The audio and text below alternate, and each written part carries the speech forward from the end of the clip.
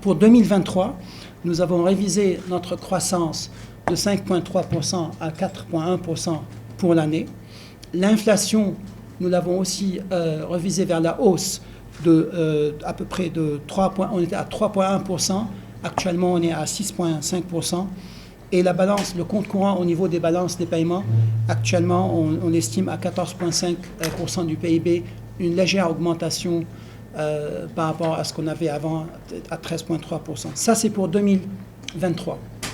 Pour 2024, nous avons aussi révisé à la baisse la croissance de 10,6% à 8,3%, principalement à cause du retard au niveau de la production des hydrocarbures que nous attendons maintenant la seconde moitié de l'année prochaine. L'inflation, nous l'avons aussi révisée vers la hausse. On estimait à 2%, maintenant on estime à 3,9% du PIB.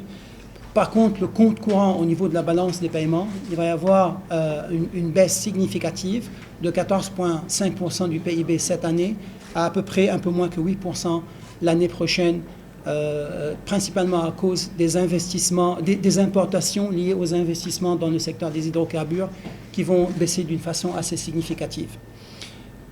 Je ne veux pas garder être sombre dans ce qui concerne la croissance, mais juste pour rappel, quoique nous avons révisé nos taux de croissance cette année et l'année prochaine, si nous comparons les taux de croissance du Sénégal par rapport à l'Afrique subsaharienne, cette année, le Sénégal est à 4,1%, alors que la moyenne pour l'Afrique subsaharienne est de 3,3%. L'année prochaine, le Sénégal sera à 8,3%, alors que l'Afrique subsaharienne est à une moyenne de 4% de croissance. Tout ça pour dire que la croissance au Sénégal est toujours bonne, mais elle n'a pas atteint le taux qu'elle avait atteint avant la pandémie et les différentes crises qu'on a vues. En ce qui concerne la politique budgétaire, le gouvernement est toujours engagé à graduellement baisser le déficit du budget de 6,6% l'année passée du PIB à 3% du PIB en 2025. Cette année, l'objectif de 4,9%, le gouvernement est toujours engagé à atteindre ce déficit budgétaire cette année. Et comme je disais tout à l'heure, l'idée c'est d'aboutir à 3% du PIB, un déficit de 3% d'ici 2027. Pour deux raisons. Premièrement, afin de créer un coussin budgétaire au cas où il y aura un choc futur auquel on ne s'attend pas, et on a vu beaucoup de chocs ces dernières 2-3 années auxquels on ne s'attendait pas, la Covid, la guerre en Ukraine, plus récemment la situation au Moyen-Orient. Et deuxièmement, pour aussi contenir l'inflation qui est toujours assez élevée. Donc dans ce contexte, l'assainissement des finances publiques va aussi continuer en 2024. Le projet, la loi des finances qui a été soumise au Parlement, et si je me trompe, les discussions vont commencer dans les jours qui viennent, table sur une augmentation des mobilisations des recettes jusqu'à 19,5% du PIB, et avec l'idée d'aboutir à 20% en termes de recettes fiscales d'ici 2025. À noter ici que les recettes fiscales du Sénégal, si on les compare à la sous-région, elles sont parmi les plus élevées, si ce n'est la plus élevée. Il y a aussi une continuation des rationalisations, des exonérations, qui ont une tendance négative sur les finances publiques. Et troisièmement, on a parlé de ça dans le passé, une graduelle élimination des subventions à l'énergie qui sont non ciblées et très coûteuses.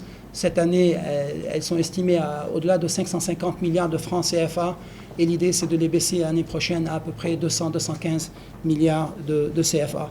Bien sûr, on aussi table une augmentation des dépenses sociales afin de pouvoir compenser aux couches vulnérables de la population. Il y a un point aussi que nous avons discuté avec les autorités, et ceci, comme vous le savez très bien, il y a un resserrement au niveau des marchés financiers, que ce soit au niveau régional ou au niveau international. Et vu que le Sénégal a des élections en février de 2024, nous avons discuté l'idée d'emprunter plus cette année afin de s'assurer que le service de la dette se fera d'une façon douce et l'année prochaine, pendant les 3-4 premiers mois de l'année. Ce surfinancement, si vous voulez, cette année, sera compensé par un sous-financement équivalent l'année prochaine, de façon à ce que si on prend les 2 années, 2023-2024, l'endettement est plus ou moins neutre et ça ne va pas affecter le total de l'endettement.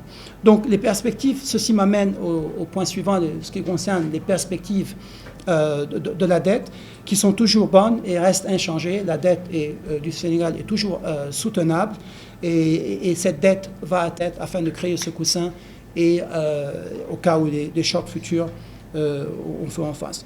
Dernièrement, en ce qui concerne la performance au niveau du programme, des 2 programmes, la FEC et la MEC et la FRD, tous les critères de performance ont été atteints. Les critères indicatifs, tous ont été atteints, à l'exception d'un, celui de la dette, du niveau de la dette, et ceci pour le point que je viens de discuter, le surfinancement qui a eu lieu. Donc ça, je parle des critères par rapport à la fin juin, pas à la fin de cette année. Les critères structurels, les repères structurels, il y en a 6 qui sont liés à la première vue. Il y a 3 qui ont été atteints. Il y a les 3 autres qui n'ont pas encore été atteints, mais le gouvernement s'est engagé à les atteindre d'ici la fin novembre, de façon à ce que lorsqu'on présente le dossier au Conseil à la mi-décembre, tous les objectifs, tous ces critères structurels sont atteints. Pour ce qui est de la facilité, de la résilience, de la durabilité, il y a deux repères dont le décaissement est lié à ces 2 repères.